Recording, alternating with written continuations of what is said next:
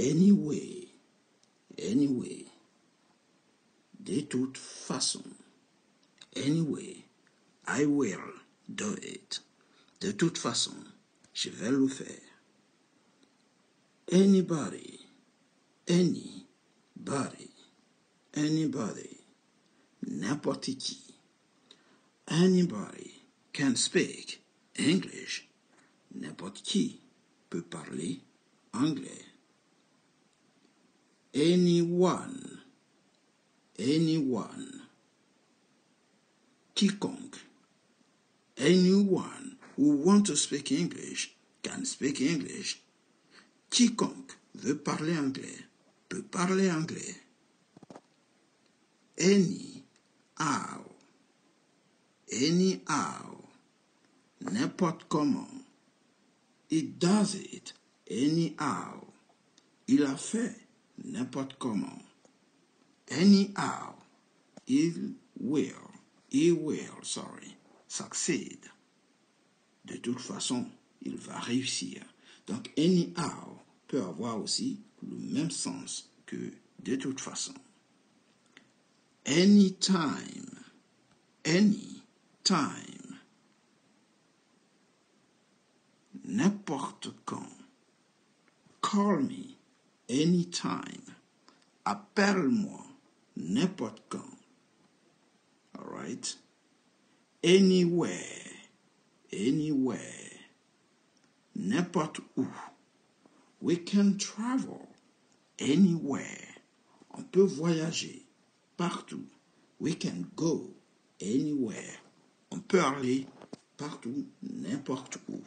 Aimez les adverbes, si vous aimez les composés des any, some que nous allons voir ici, les some, les every, les no, tous ces composés que nous allons voir au fur et à mesure dans ce chapitre, n'hésitez pas, likez la vidéo, abonnez-vous pour ne rater aucun contenu et aucune autre vidéo.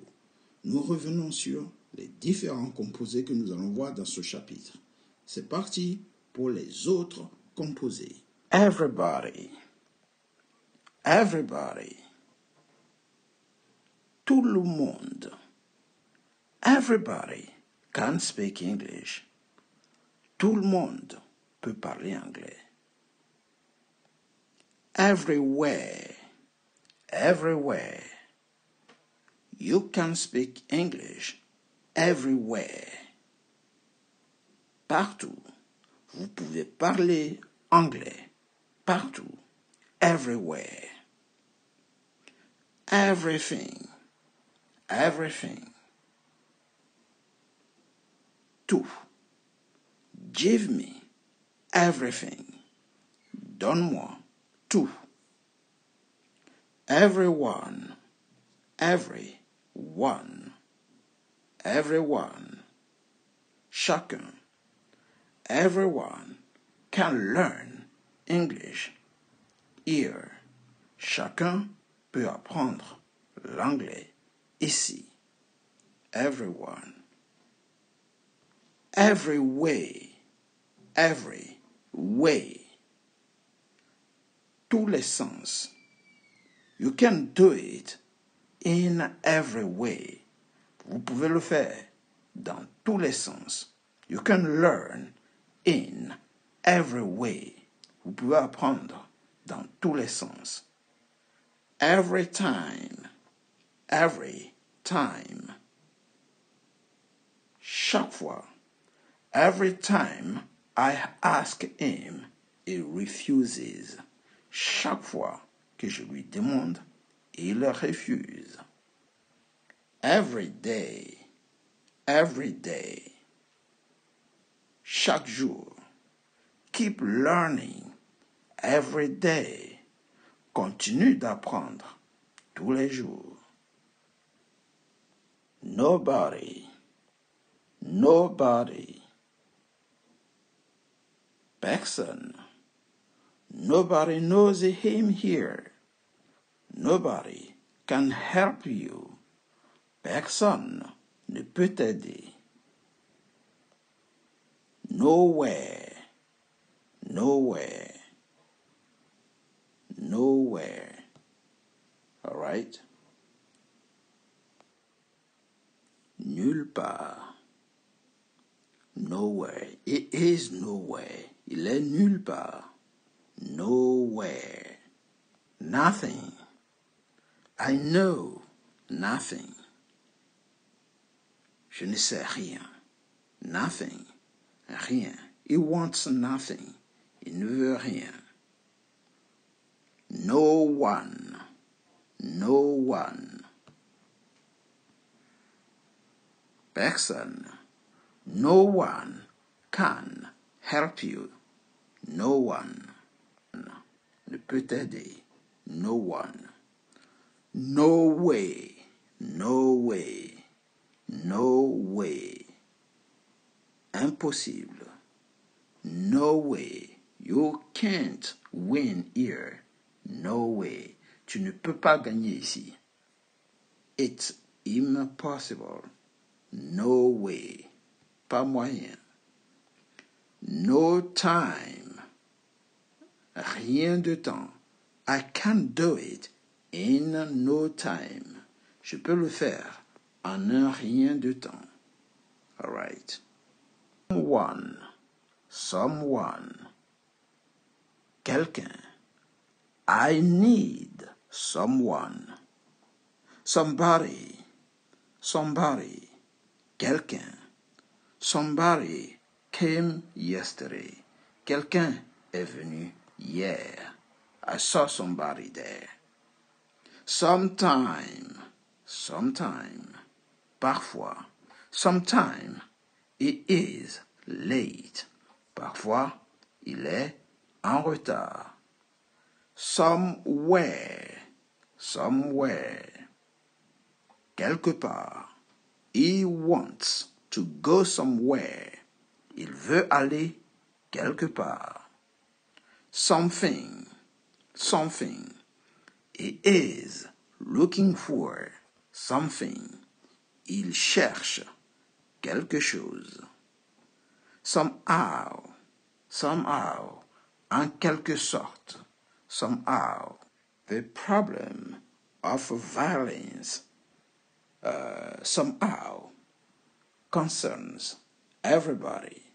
Ouais, en quelque sorte, concerne tout le monde. Somewhat.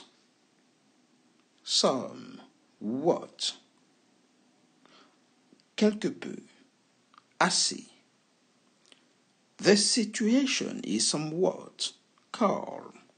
La situation est assez calme. Quelque peu calme. All right? C'est tout pour aujourd'hui. Si vous avez aimé, n'hésitez pas, likez la vidéo, partagez, mais surtout abonnez-vous.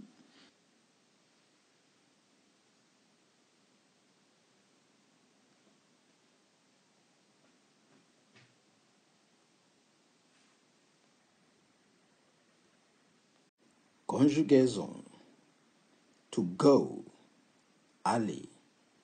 Nous allons conjuguer le verbe to go, c'est-à-dire le verbe aller au présent, au futur, au passé, et ainsi de suite.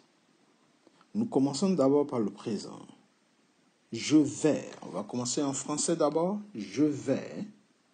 I go. All right. Tu vas. You go. Il va. Elle va. Il ou elle va. Ici en anglais, il faut toujours rajouter, lorsque le verbe finit par un O, il faut rajouter le E d'abord avant de mettre le S. Donc, ça va donner he goes. Ok, il va. Il va à l'école. He goes to school. Elle va à l'école. She goes to school. Si c'est un chien, par exemple, qui va quelque part, on dit it goes. Parce que le it est réservé aux animaux et aux objets. Donc, par exemple, le chat, le chien, it goes. All right. Nous allons, we go. Vous allez, you go. il au pluriel, elle au pluriel, ça va donner they go. Donc, comme vous pouvez le voir, ici, le verbe conjugué au présent en anglais ne change pas. Go, go, go, go, go. Sauf à la troisième personne du singulier, pardon, à la troisième personne du singulier, il faut juste rajouter un ES lorsque le verbe finit par un O. Uniquement pour les verbes qui finissent par un O. Sinon, il faut juste mettre un S. Au futur, ça va donner I will go. J'irai. You will go. Tu iras. He will go. Il ira. She will go. Elle ira. It will go. Il ou elle pour les animaux ira. We will go. Nous irons. You will go. Vous irez. They will go. Il au pluriel ou elle au pluriel iront. Donc ici, lorsqu'on utilise le futur, c'est pour parler de l'avenir, dans le futur. D'accord, l'avenir. Donc ici, il faut respecter en français au futur AI, AS, d'abord le R qui est obligatoire. Dans tous les verbes au futur, il faut d'abord le RAI, RAS, RA, RA, troisième personne du singulier. Avec nous, nous allons dire RONS, REZ, RONT. Ça, c'est les terminaisons du futur. Donc, tous les verbes au futur, vous avez toujours le R d'abord, ici. Quel que soit le verbe, on a le R accompagné du AI, AS, A, pour les troisième personnes du singulier, ONS, EZ, ONT. Mais après le R est ici. Alright. Donc, vous avez vu, lorsqu'on conjugue au futur, il faut juste rajouter le modal will partout et rajouter le verbe. Donc, on met will, on rajoute le verbe. À la première personne ici, I, on dit will bien sûr, mais on peut aussi dire I shall go. Les premières personnes, vous voyez, première personne du singulier, mais la première personne du pluriel, on dit aussi shall. Donc on peut dire I shall go ou bien I will go. Mais le will remporte sur shall. La plupart des gens utilisent will partout. Donc si vous utilisez will, au lieu de dire I shall, ça passe. Alright, c'est pas si grave. We good? Alright. Donc ça, c'était la conjugaison au présent, au futur. Nous allons voir les autres temps, les autres verbes, mais au passé, disons prétérit, et au present perfect. OK? Mais si vous avez aimé la vidéo, n'oubliez surtout pas de vous abonner. C'est important de vous abonner pour ne rater aucune vidéo. Le même verbe, nous allons le conjuguer maintenant au passé composé, tout simplement. Donc, il y a deux passés composés, et ça donne ceci. Le passé composé, qu'on appelle le prétérit, et le passé composé, qu'on dit aussi le present perfect. Present perfect, c'est aussi un passé composé. Alright? Je vous donnerai la nuance, la différence entre les deux après. To go. Aller. Donc, au prétérit, I go, on va dire I went. Donc, lorsqu'on conjugue au passé, il faut juste d'abord repérer le passé du verbe. Chaque verbe a son passé. Donc, go, au prétérit, ça donne went. Donc, à partir de là, le verbe ne va plus changer. Il va rester identique du début à la fin. D'où la facilité de la conjugaison au passé. Donc, ça va donner I went, je suis allé. You went, tu es allé. He went, il est allé, donc il est allé. She went, elle est allée. It went, il ou elle est allé. Alright, good. On passe au pluriel. Nous, we went. Nous sommes allés. You went. Vous êtes allés. They went. Il ou elle au pluriel sont allés. Alright? Donc, c'est très facile. Chaque fois qu'on vous donne un verbe, vous cherchez à connaître son prétérit. Une fois que vous avez le prétérit, vous pouvez conjuguer ou passer composé en utilisant le prétérit sans problème. Present perfect, un peu différent parce que le present perfect fait appel à l'auxiliaire have. Donc, il faut savoir conjuguer le have, qui est facile puisque la seule fois qu'il change, c'est lorsqu'il est à la troisième personne du singulier où il faut mettre S comme on l'a vu dans le présent. Une fois que vous avez conjugué le have, vous rajoutez le participe passé du verbe donné qui est go. Donc au participe passé, ça donne gone. Donc comme ici, dans le prétérit went, on met le participe passé partout. Gone. Donc, on a deux passés. On a le prétérit. De go, ça va donner went. Et le participe passé de go, ça va donner gone. On prend un deuxième verbe qui finit par o, qui est do. Faire. Le verbe faire, c'est to do. Donc, je fais. I do. Tu fais. You do. Il fait. He does. He does. Il fait. Alright. Donc, comme toujours, do, il faut rajouter le E avant de mettre le S. Puisque le O, on ne colle pas des S juste après le O. Il faut rajouter un E d'abord. She does. Elle fait. It does. Il ou elle fait, mais on peut aussi dire ça fait. Vous voyez, le it a la notion de ça aussi. We do. Nous faisons. You do. Vous faites. They do. Il au pluriel ou elle au pluriel font. Alright. Lorsque vous voulez faire des phrases du genre j'ai fait mes devoirs. I do my homework. J'ai fait du business. I do business. Ouais. J'ai fait ceci. I do this. J'ai fait cela. I do this. I do that. Ok. Tout ce qu'on fait, c'est avec to do. Au futur, on a will qui fait d'abord barrière avant de mettre do partout. Puisque le will ne change pas, alors dans ce cas, le verbe conjugué ne va pas changer. Donc au futur, ça va donner, je ferai demain, je ferai mes devoirs. Tomorrow, I will do my homework. Tu feras tes devoirs. You will do your homework. Il fera ses devoirs. He will do his homework. Elle fera ses devoirs. She will do her homework. It will do, et ainsi de suite. Il ou elle ou ça le fera. Au pluriel, ici, première personne, we, on peut dire Charles ou bien we, comme je l'ai précédemment expliqué. We shall do, nous ferons.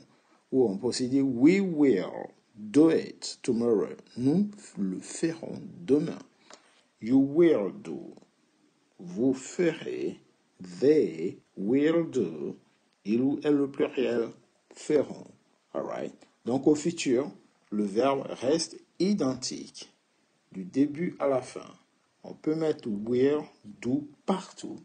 Sans effort. C'est en anglais, c'est en français qu'il faut bien connaître les terminaisons R-A-I, R-A-S, R-A, R-A, troisième personne du singulier, R-O-N-S, R-E-Z, R-O-N-T pour le pluriel.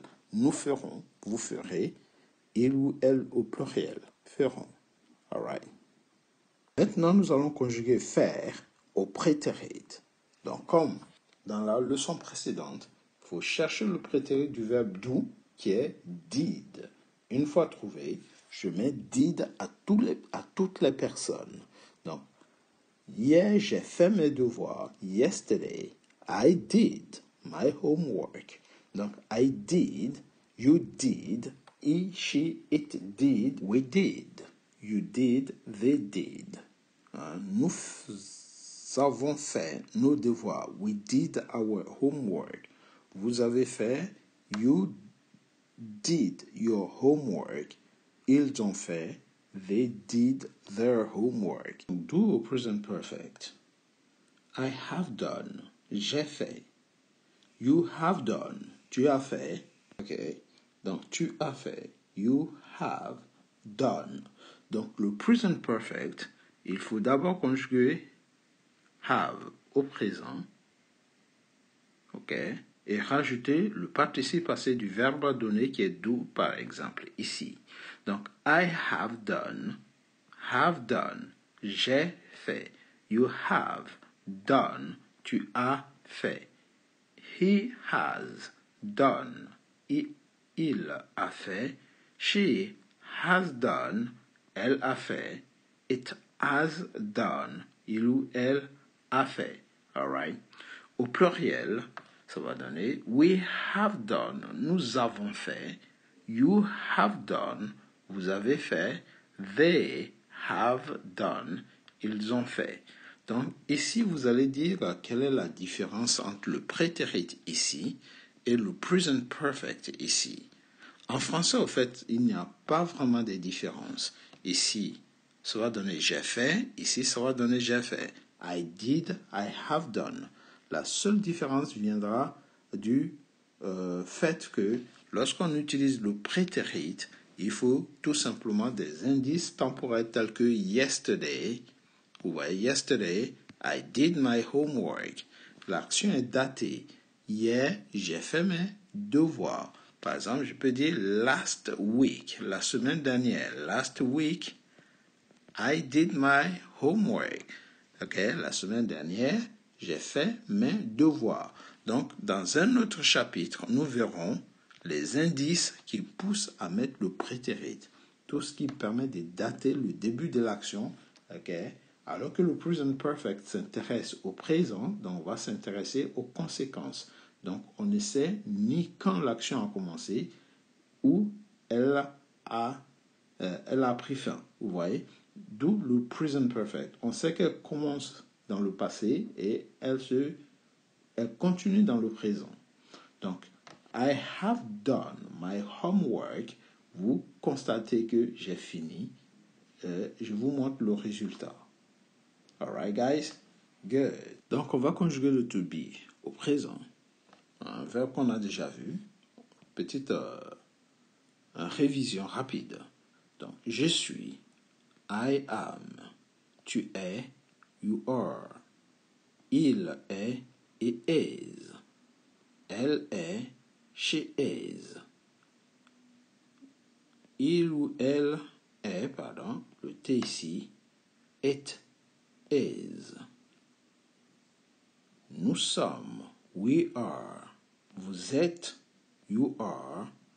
Il ou elle au pluriel sont. They are. On passe au futur. Je serai. Par exemple, demain, je serai en retard. Tomorrow. I will ou I shall be late. Tu seras. You will be. Il sera. He will be. Elle sera. She will be. Il ou elle sera. It will be. Ok, par exemple, il sera content si tu fais ça. He will be happy if you do that. Nous serons, ici, we will be. Nous serons en avance. We will be early. Vous serez, you will be. Il ou elle au pluriel seront, they will be. Passe au passé composé. Donc, n'oubliez pas, il y a toujours deux passés. En anglais, il y a le prétérit et il y a le present perfect. C'est deux dans la même chose en français. mais on peut aussi l'utiliser comme un imparfait, comme ici, on va le voir. Donc, to be, être. Au passé, par exemple, j'étais, I was. Tu étais, you were. Tout ce qui est singulier va donner was, et tout ce qui est pluriel va donner were. Par exemple, il était, he was. Il était absent, par exemple, he was late. Elle était, she was. Il ou elle au pluriel, singulier était, it was. Ok? On peut aussi dire c'était, par exemple. It was very interesting. C'était très intéressant. Oui, nous étions. We were. Vous étiez. You were. Il ou elle au pluriel était. They were. Ils étaient contents, par exemple. They were happy. Ouais. Et sur le present perfect, comme on l'a vu précédemment, on conjugue au présent have. Il n'y a pas de present perfect sans have. Donc, have au présent, d'où le mot present au présent, plus le participe passé du verbe donné qui est be. Par exemple, j'ai été, I have been. I have been there. J'ai été là-bas. You have been. Et la seule chose qui change, c'est le singulier parce que, tout simplement, le have devient has. Donc, ça va donner he has been. Il a été. She has been. Elle a été. It has been. Ça a été. Ouais. Nous avons été. Nous avons été. We have been. Vous avez été. You have been. Il ou elle, le pluriel, ont été. They have been. All right. Donc ici au prétérit, par exemple, on peut aussi dire I was. J'aurais pu dire j'ai été, par exemple. Yesterday I was late. Hier j'ai été en retard, par exemple. Vous voyez. Donc j'ai mis l'imparfait ici. D'accord. Bon, j'aurais pu mettre le participe ici, le passé composé. J'aurais pu le mettre ici. C'est la même chose. To have. Avoir au futur. Mais ici, nous allons commencer la conjugaison au présent. Ensuite, on reviendra sur le futur. To have. J'ai. I. Have. Tu as. You have. Il a. He has. Elle a. She has. Il ou elle a. It has. Nous sommes toujours dans le présent. Nous avons. We have. Vous avez. You have. Il ou elle au pluriel. On. They have. Au futur. J'aurai. I will ou I shall have. Il faut choisir l'un ou l'autre. Tu auras. You will have. Il aura. He will have. Elle aura. She will have. Elle aura beaucoup d'argent. It will have. Ou bien she will have. Si on parle d'un objet ou d'un animal, ce sera toujours it. Nous aurons. We will have. Vous aurez. You will have. Il ou elle au pluriel auront. They will have. On peut faire la contraction. À la place de will, on peut tout simplement mettre la contraction environ le WI. Donc, ça va donner I'll have, you'll have, he'll have, et ainsi de suite. Au passé composé, c'est-à-dire prétérit, et present perfect en anglais. Donc, have, avoir. Ici, on cherche le prétérit de have, qui est had, et on le met à toutes les personnes. Donc, j'ai eu, I had. Tu as eu, you had. Il a eu beaucoup d'argent. He had a lot of money. Elle a eu. She had. Il ou elle a eu pour les animaux et les objets. It had. Nous avons eu. You, we had. Vous avez eu, pardon. You had. Ils ont eu. They had. All right. Ils ont eu beaucoup d'argent. Yeah. They had a lot of money yesterday. Well, yesterday, they had a lot of money. Le present perfect, on va toujours conjuguer notre have au présent, auquel on va rajouter le participe passé du verbe qui est ici. Donc, had. Donc, have, ça donne had. Had pour le prétérit, had pour le participe passé. La conjugaison en français reste la même. J'ai eu. I have had. Tu as eu de la chance. You have had. Il a eu. He has had. She has had. It has had. Vous voyez? Donc, il a eu. He has had. Elle a eu. She has had. Il ou elle. It has had. Nous avons eu. We have had. Vous avez eu. You have had. Ils ont eu. They have had. Present perfect. Donc, si vous savez conjuguer have au présent, c'est comme si vous avez déjà la moitié du present perfect.